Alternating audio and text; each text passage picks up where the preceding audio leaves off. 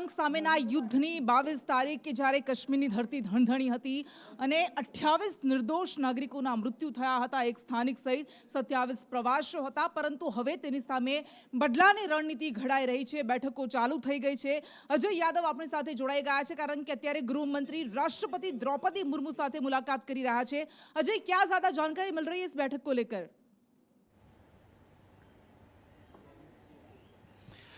देखिए, पहलगाम हमले को लेकर के पूरा देश कहीं न कहीं गुस्से में है और पूरे देश की नज़रें कहीं न कहीं भारत सरकार के ऊपर यानी प्रधानमंत्री और उनके मंत्रिमंडल पे टिकी हुई है कि आखिर भारत का एक के बाद एक मूव क्या होता है।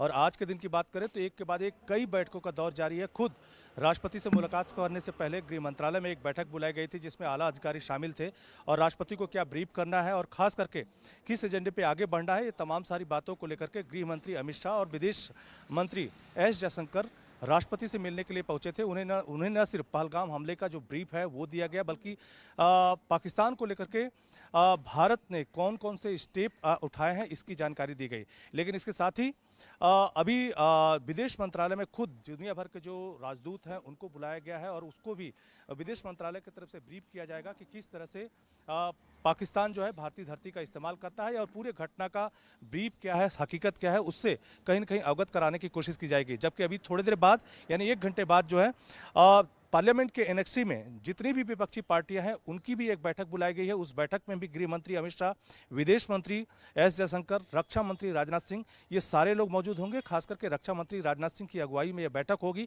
आपको याद होगा कि उरी या पुलवामा का जब हमला हुआ था तब भी इसी तरह से विपक्षी पार्टियों को जो भारत सरकार की तरफ से अवगत कराया गया था और पूरे मामले की जानकारी दी गई थी, यहाँ तक कि उनकी भी राय सुनी गई थी। तो भारत सरकार की तरफ से एक के बाद एक स्टेप उठाए जा रहे हैं। उसी कड़ी में महामहिम राष्ट्रपति को गृह मंत्री अमित शाह ने ब्रीफ किया है। जी बिल्कुल, आभार आपनो। એટલે કઈ રીતે પાકિસ્તાનને આતંકવાદને જડબાતોડ જવાબ આપી શકાય તે માટેની રણનીતિઓ ઘડાઈ રહી છે, બેઠકો ચાલી રહી છે। ગઈકાલે પાલમ એરપોર્ટ પર જ પ્રધાનમંત્રીએ બેઠક કરી હતી, વિદેશ સચિવ સાથે સીસીએસની બેઠક મળી હતી। અત્યારે આપે જોયું કે રાષ્ટ્રપતિ દ્રૌપદી મુર્મુ સાથે બેઠક, વિદેશી રાજદૂતો સાથે બેઠક, ઘણી બધી બેઠકો થઈ રહી છે, સર્વપક્ષીય મીટિંગ પણ થવાની છે। પરંતુ વિદેશી રાજદૂતોની આ બેઠક અત્યારે જે બોલાવવામાં આવી હતી થોડા સમય પહેલા, અને કારણ કે આ વિદેશી સ્ટ્રાઇક, આ આખો હુમલો થયો એ બાદ ડિપ્લોમેટિક સ્ટ્રાઇક કરવામાં આવી, પાકિસ્તાન સામે કેટલાક ડિપ્લોમેટિક પગલાં પણ લેવામાં આવ્યા છે જેના કારણે પાકિસ્તાન ગિન્નાયું પણ છે। પરંતુ આ વિદેશી રાજદૂતોની બેઠકમાં શું મહત્વપૂર્ણ સામે આવ્યું છે જાણીશું સંજય પાસેથી। જે કૃષ્ણ, જે પ્રમાણે પાકિસ્તાન તરફથી મોકલાયેલા આતંકવાદીઓએ કાયરતાપૂર્વક હુમલો, નિહત્યા પ્રવાસીઓની નૃશંસ હત્યા કરી, આ કૃત્યને આંતરરાષ્ટ્રીય સ્તરે ખુલ્લું પાડવું ખૂબ જ જરૂરી છે કારણ કે 28 લોકોના આ હુમલામાં મોત થયા છે, 10થી વધારે લોકો હજુ પણ સારવાર હેઠળ છે। આ કૃત્યને આંતરરાષ્ટ્રીય સ્તરે ખુલ્લું પાડવા માટે થઈને આ એક મહત્વપૂર્ણ બેઠક બોલાવવામાં આવી છે જેમાં વિદેશી દૂતાવાસના જે પ્રમુખો છે તેમને બોલાવવામાં આવે છે અને તેમને માહિતગાર કરવામાં આવી રહ્યા છે આ હુમલા અંદર કેવી રીતે હુમલાનું ષડયંત્ર કરવાયું ને કેવી રીતે પ્રવાસીઓને ટાર્ગેટ કરવામાં આવે। એક તરફ જમ્મુ કાશ્મીરના વિકાસ માટે કેન્દ્ર સરકાર પ્રયાસો કરી રહી છે, ત્યાં વિકાસ બને, લોકોની જે આજીવિકા પૂરી પાડે તે માટે થઈને પ્રયાસો કરવામાં આવી રહ્યા છે, પ્રવાસીઓ વધુમાં વધુ ત્યાં જાય એના માટેના પ્રયાસો કરવામાં આવે છે। તો બીજી તરફ આતંકવાદીઓ આ પ્રકારના કૃત્યને આચરતા હોય છે, અંજામ આપતા હોય છે। તો આવી સ્થિતિને લઈને ભારત સાથે અનેક દેશોએ સહાનુભૂતિ પણ આપી હતી અને સાથ પણ આપવાની જાહેરાત કરી છે। તે જ માહિતી આ વિદેશી રાજદૂતોને આપવામાં આવી છે કે કઈ રીતે હુમલો કર્યો અને ષડયંત્ર પાછળ પાકિસ્તાનનો કેવી રીતે હાથ છે, જે પુરાવો તપાસમાં એનઆઈએની તપાસમાં મળ્યા છે તે પણ તેમને બતાવવામાં આવ્યા હોઈ શકે છે। આ ઉપરાંત પ્રધાનમંત્રી નરેન્દ્ર મોદી તરફથી જે નિવેદનો આપ્યા તેને લઈને પણ માહિતગાર કરવામાં આવશે અને ભારત આગામી સમયમાં કેવા પગલાં આતંકવાદ સામે લેશે તે પણ અંગેની માહિતી આપવામાં આવી હોઈ શકે છે। ગઈકાલે રક્ષામંત્રી રાજનાથસિંહે પણ કહ્યું હતું કે આતંક સામે અમારી ઝીરો ટોલરન્સ પોલિસી છે। પ્રધાનમંત્રી નરેન્દ્ર મોદીએ આ જ શબ્દોનું આજે પુનરાવર્તન પણ કર્યું છે। પરંતુ 22 તારીખનો એ 2 વાગ્યાનો સમય કે જે અનેક પરિવારોના માળા વિખેરી ગયો કારણ કે ગોળીઓનો વરસાદ થયો હતો। 4-5 આતંકીઓ ત્યાં આવ્યા હતા મિલિટરીના યુનિફોર્મમાં અને તેમણે એક પુરુષોને એક વીણીને તેમના પર ગોળીઓ ચલાવી તેમને મોતને ઘાટ ઉતારી દીધા। તેમાં 3 ગુજરાતીઓ પણ હતા, ભાવનગરના એ પિતા પુત્ર સ્મિત પરમાર, યતીશ પરમાર, જેમણે પણ પોતાનો જીવ ગુમાવ્યો। આજે તેમના અંતિમ સંસ્કાર કરવામાં આવ્યા ત્યારે ભાવનગર પણ હિબકે ચડ્યું હતું, આંસુઓમાં વેદના હતી, આક્રોશ હતો, પીડા હતી અને બદલાની માંગ હતી. લોકો કહી રહ્યા છે, સ્થાનિકો કહી રહ્યા છે કે જ્યાં સુધી કડક કાર્યવાહી નહીં કરવામાં આવે ત્યાં સુધી તમામ આશ્વાસન ઠાલા છે. તો એ પ્રત્યક્ષદર્શી પણ કહી રહ્યા છે કે કેવી રીતે આતંકીઓએ આ ઘટનાને અંજામ આપ્યો હતો. પંચમહાભૂતમાં એ બંને દેહ વિલીન થયા છે. ભારત માતા કી જય એ છેલ્લા શબ્દો હતા જ્યારે તેમને મુખાગ્નિ આપવામાં આવી હતી યતીશભાઈ અને સ્મિત પરમારને.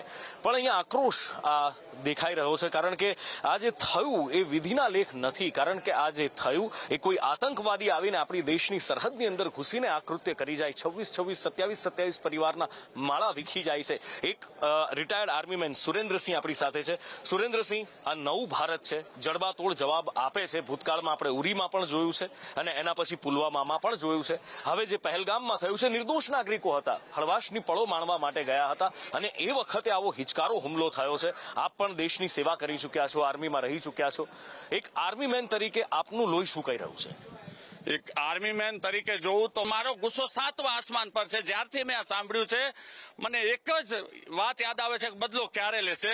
હું આ નિર્દોષ નાગરિકોની જાન જે ગઈ છે એને સાચી શ્રદ્ધાંજલિ ત્યારે જ મળશે જ્યારે ભારત સરકાર મોટો હુમલો કરી અને કોઈ ને કોઈ નકશો બદલવાની તૈયારી રાખશે. આપણે નાગરિકોને પણ જડબેતડ જવાબ એને આપવો હોય તો આપણે એક જ પગલું, એક જ કદમથી આપણે એને પહોંચી શકશું. કે કયું કદમ?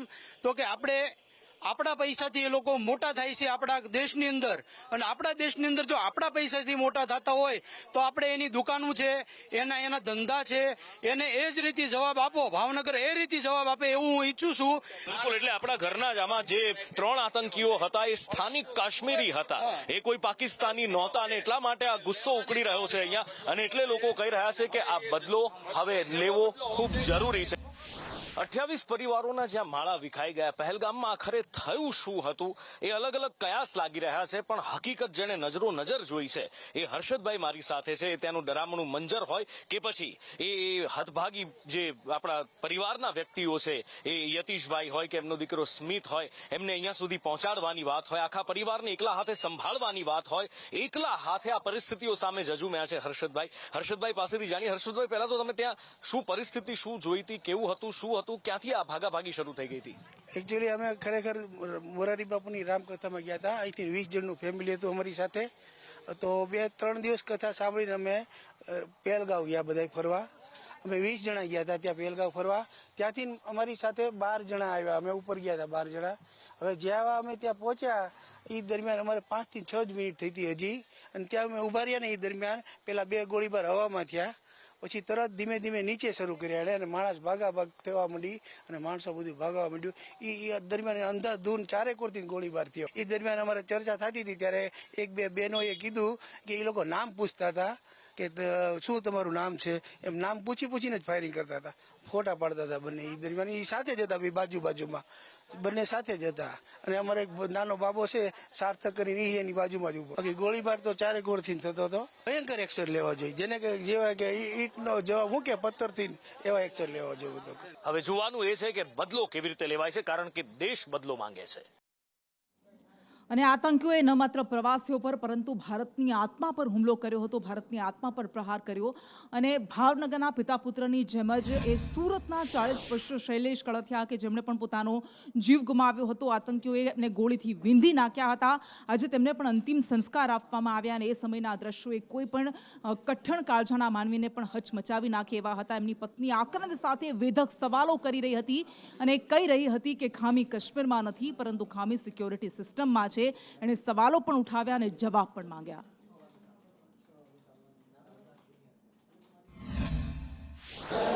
સ્થાનિક રીતે સરકારની જવાબદારી હોય છે, આમની સિક્યુરિટીની સંપૂર્ણ જવાબદારી. વાદા પ્રમાણે સ્થાનિક લોકશાહી પદ્ધતિ પ્રમાણે ત્યાં એને ઇલેક્શન થયું અને લોકોએ ચૂંટેલી ગવર્મેન્ટ ત્યાં છે. પણ ચૂંટેલી ગવર્મેન્ટની આ જવાબદારી છે કે લોકોની સુરક્ષા કરવાની, કારણ કે આજે ટુરિઝમ ઉપર સમગ્ર કાશ્મીરની જનતાનું જીવન નિર્વાહ ચાલી રહ્યો છે અને આ બાબતની કાળજી લેવાની ઓમર અબ્દુલ્લાની જરૂરિયાત હતી. ક્યાંક એમની ચૂક હોય એવું અત્યારે અમને લાગી રહ્યું છે. એ પ્રમાણે હવે જ સમય પાકી ગયો છે. પાક ઓક્યુપેશન કાશ્મીરને કબજો કરવાની અને જો આનો કબજો લઈ લે તો આતંકવાદી અને છાવણીનો કાયમ માટે નાશ થઈ જાય. देखो, पहले तो हम मिनी स्विट्जरलैंड गए थे पहलगाम में घोड़े से, क्योंकि वो रास्ता बहुत खराब था. हम जैसे पहुंचे ना, हमें भूख लगी थी तो हम खाना खाने के लिए गए. अचानक से वो कुछ गोलियों की आवाज़ आई, हम सब भागे. इतने टाइम में वो टेररिस्ट लोग हमारे सामने आ गए और वो बोले मुसलमान अलग हो जाओ और हिंदू अलग हो जाओ, और हिंदुओं को सारे गोली मार दी, जेंट्स को, लोगों को. और बाद में वो कहीं गायब हो गए और हम भाग के नीचे आ गए, उतर के पूरा पहाड़. તમામ પક્ષો અત્યારે તમામ મતભેદ અને મનભેદ ભૂલીને એક સાથે છે, એકબીજાની પડખે ઊભા છે અને કહી રહ્યા છે કે જે પણ પગલાં લેવામાં આવશે આતંકવાદને નાથવામાં, એમાં અમે તમારી સાથે છીએ, તમારી પડખે છીએ. પરંતુ આ બધા વચ્ચે કેવી રીતે આ આખી ઘટનાને અંજામ આપ્યો હતો તેને લઈને સવાલ ઉઠી રહ્યા છે. પરંતુ પાકિસ્તાન સામે જ્યારથી ભારતની સરકારે એક્શન શરૂ કર્યા છે, ભારતે એક્શન લેવાના શરૂ કર્યા છે, ત્યારથી પાકિસ્તાન ગંદાયું છે અને પાકિસ્તાન પણ સામે કહી રહ્યું છે કે અમે પણ જવાબ આપીશું. અરબી સમુદ્રમાં પાકે નોટમને ભારતે જડબાતોડ જવાબ આપ્યો છે અને સરફેસ ટુ એર મિસાઇલનું પરીક્ષણ કરવામાં આવ્યું ભારતીય નેવી દ્વારા.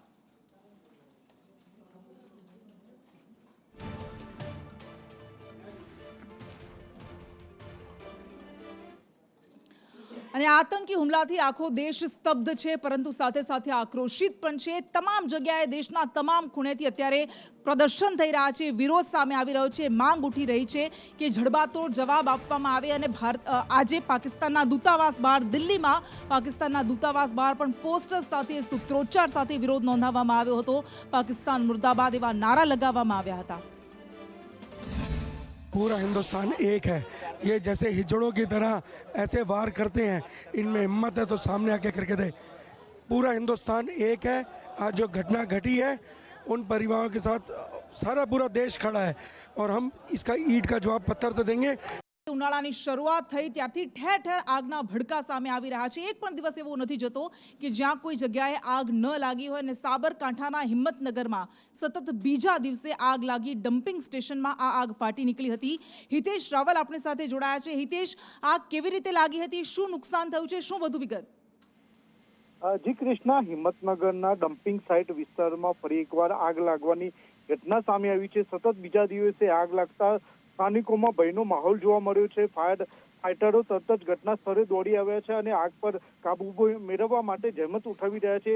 પ્રાથમિક અંદાજ પ્રમાણે વધતી ગરમીના કારણે આગ લાગી હોવાનું અનુમાન માનવામાં આવી રહ્યું છે. આગના કારણે સમગ્ર વિસ્તારમાં ધુમાડો છવાઈ ગયો છે અને ધુમાડાના ઊંચે સુધી ગોટા સર્જાયા છે. ફાયર બ્રિગેડની ટીમ ઘટના સ્થળે આગળની કાર્યવાહી હાથ ધરી છે. જી કૃષ્ણા. જી બિલકુલ, આભાર આપનો. અને એક તરફ સૂરજ આબમાંથી આગ ઓકી રહ્યો છે, આગ વરસાવી રહ્યો છે, પ્રચંડ ગરમી પડી રહી છે, પરંતુ આ ભર ઉનાળે વરસાદની આગાહી કરવામાં આવી છે. હવામાન નિષ્ણાંત અંબાલાલ પટેલ દ્વારા તેમના દ્વારા કહેવામાં આવ્યું કે 31 થી 8 મે સુધી આંધી વંટોળ સાથે વરસાદ પડશે.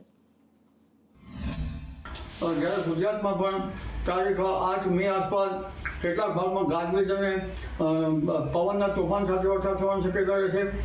જેમાં ઉત્તર ગુજરાતના ભાગોમાં જરા ગાજવીજના તોફાન વધુ થવાની શક્યતા રહે છે અને ત્યાં પણ વરસાદ થવાની શક્યતા રહે છે.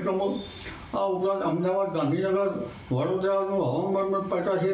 આ ઉપરાંત ઉત્તર સૌરાષ્ટ્રના ભાગો, સૌરાષ્ટ્રના કેટલાક ભાગો, પશ્ચિમ સૌરાષ્ટ્રના કેટલાક ભાગો પણ હવામાન પડતા છે. એટલે હવે આમ લગભગ 38 થી 8 મે વચ્ચે આંધી વંટોળ અને ગાજવીજ સાથે રાજ્યના ભિન્ન ભાગોમાં વરસાદ થવાની શક્યતા રહે છે. જો કે તે બાદ પણ આ ગતિવિધિ ચાલુ રહેશે. તારીખ 25 મે થી 4 જૂન વચ્ચે અરબ સાગરમાં એક સાયક્લોનિક સર્ક્યુલેશન બનવાની શક્યતા છે. જે શિક્ષક પર માતા પિતા પોતાના બાદ સૌથી વધારે વિશ્વાસ કરે છે, ભરોસો મૂકે છે, એ શિક્ષક જ કેવી શરમજનક હરકત કરે છે, વારંવાર સામે આવતું રહે છે.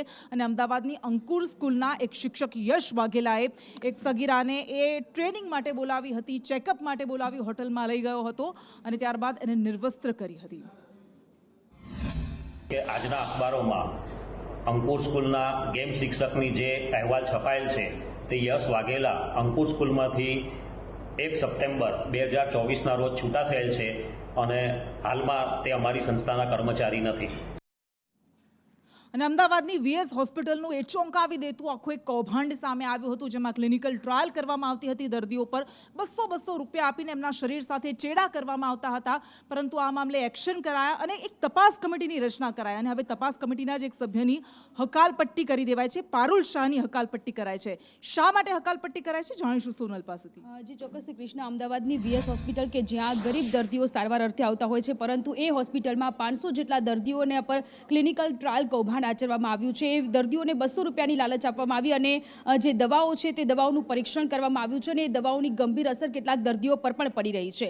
આખો મામલો સામે આવ્યો હતો આરોગ્ય મંત્રી ઋષિકેશભાઈ પટેલ કે જેઓએ આ બાબતને લઈને તપાસ કમિટીની રચના કરવાની વાત કરી હતી. ત્યારે તપાસ કમિટીમાં પારુલબેન શાહ કે જેઓ વીએસ હોસ્પિટલના સુપ્રિન્ટેન્ડન્ટ છે તેમની નિમણૂક કરવામાં આવી હતી, પરંતુ તેમની તપાસને લઈને પણ અત્યારે ઘણા બધા સવાલો ઉદ્ભવ થઈ રહ્યા છે અને તેને લઈને તેમની અત્યારે હકાલપટ્ટી કરવામાં આવી છે અને તેમની જગ્યાએ અત્યારે ડોક્ટર ભાવિન સોલંકી કે જેઓ મહાનગરપાલિકાના મુખ્ય આરોગ્ય અધિકારી છે તેમની નિમણૂક કરવામાં આવી છે. જી બિલકુલ, આભાર આપનો. અને છોટા ઉદેપુરના નસવાડીના કેટલાક ગ્રામજનો વિરોધ કરી રહ્યા છે હાઇડ્રો પાવર પ્રોજેક્ટનો, હાઇડ્રો પ્રોજેક્ટના સર્વેનો, અને એમનું કહેવું છે કે અમને કોઈ માહિતી આપ્યા વગર, અમને વિશ્વાસમાં લીધા વગર સર્વેયર આવી પહોંચ્યા હતા, જેના કારણે અમને વિરોધ નોંધાવ્યો.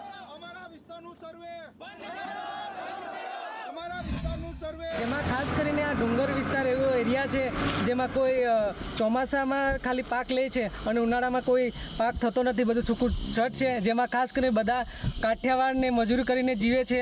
અને ત્યારે સરકાર તરફથી જ્યારે હમણાં હાઇડ્રો પ્રોજેક્ટ જે પાવર્સ અમારા ડુંગર વિસ્તારમાં લાવી રહી છે તો અમે એનો વિરોધ કરી છે, કારણ કે અમને કોઈ રોજગારી નથી. અમારા વિસ્તારમાં ના કોઈ સરકારી શાળા સારી છે, ના રસ્તાના ઠિકાણા છે, ના આરોગ્યના ઠિકાણે, ના પાણીનો, નર્મદાનું પાણી અમારે નજીક છે તોય છતાં અમારે ગામડામાં પાણી પણ નથી આપતા.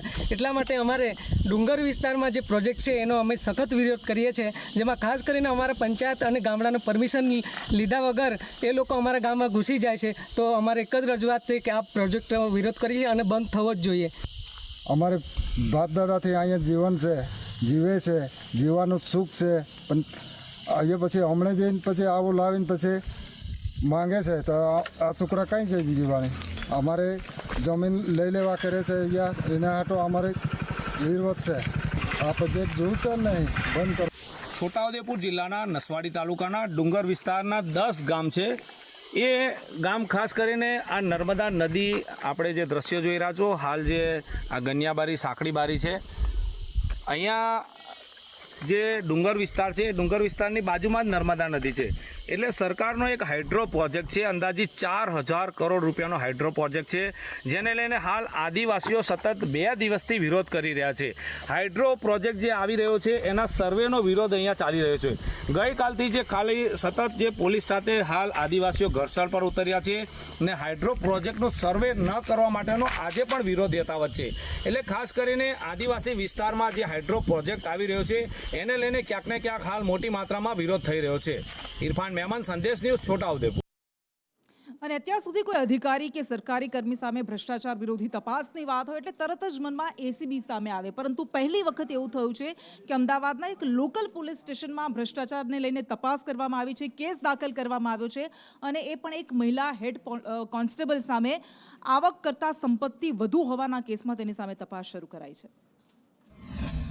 કેસ છે 2006 થી લઈને 2024 સુધીની એની જે આવક અને એની સામે એણે જે મિલકતો ખરીદી છે તેનું સરવૈયું કાઢી અને ગુનો દાખલ કરવામાં આવ્યો છે. અમે એની જે ફિગર છે એ આવક એટલે 1,02,65,000 જેટલી એની ટોટલ ઇન્કમ થાય છે, જ્યારે એનું પરચેઝિંગ જે છે એ 1,34,28,000 જેટલું થાય છે, જે એફઆઈઆરમાં એનો સ્પષ્ટ ઉલ્લેખ કરેલો છે.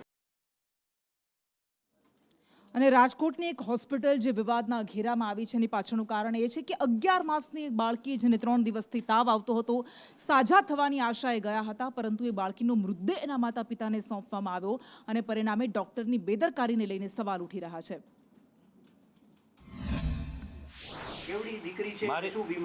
મારી દીકરીને આજ દી સુધીમાં 11 મહિનામાં કોઈ બીમારી નથી, ખાલી 3 દિવસથી તાવ આવતો હતો, 6:30 થી 7ના ગાળામાં. અને અમને જાણ કરવામાં એક્સપાયર થઈ ગઈ એવી લગભગ રાતે 11 થી 12 વાગ્યાના ગાળામાં અમને કરવામાં આવી.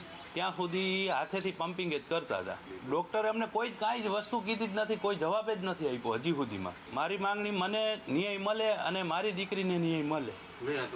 મારી માંગ એવી છે કે જે મારી હારે બન્યું એ કોઈ હારે ન બને. અને હવે વાત કરવી છે પત્રકારોના વેશમાં, એક્ટિવિસ્ટના વેશમાં ખંડણીખોર બનતા લોકોની, કારણ કે સુરતના એ 9 પત્રકારો જેમની સામે કેસ કરવામાં આવ્યો છે અને આ 9 કથિત પત્રકારની ધરપકડ કરવામાં આવી છે. અલગ અલગ ફેક્ટરીઓમાં જઈને તેઓ ફેક્ટરી માલિકો પાસેથી અલગ અલગ મુદ્દાસર ખંડણી માંગતા હતા, જેમાં સિટી લાઇવ ન્યૂઝનો ધર્મેશ વાઘેલા કે જે હોમગાર્ડ નીકળ્યો છે. આ પત્રકારો એવા હતા કે જે અન્ય બીજી પણ નોકરી કરતા હતા, પરંતુ ખંડણી ઉઘરાવવાના આદેશથી તેઓ પોતાની ઓળખ, ખંડણી ઉઘરાવવાના આશયથી પોતાની ઓળખ તેઓ પત્રકાર તરીકે નહીં આપતા હતા. આવી રીતના પોલીસે આજે એક જ કેસમાં 10 પત્રકારો અને અગાઉ જે એક હતો પ્રકાશ રાઠોડ, એમ ટોટલ 11 જણાની ધરપકડ કરેલ છે. આ કેસમાં જે લોકો સંકળાયેલા છે એ લોકોને જે પેમેન્ટ આપવામાં આવ્યું છે એ પેમેન્ટ ચેક અથવા ગૂગલ પે થ્રુ આપવામાં આવેલ છે. એ એવિડન્સ પણ પોલીસે કલેક્ટ કરેલા છે. આ ઉપરાંત એ લોકો અન્ય કયા લોકોને એ લોકોએ પરેશાન કર્યા છે એની પણ અત્યારે તપાસ ચાલુ છે.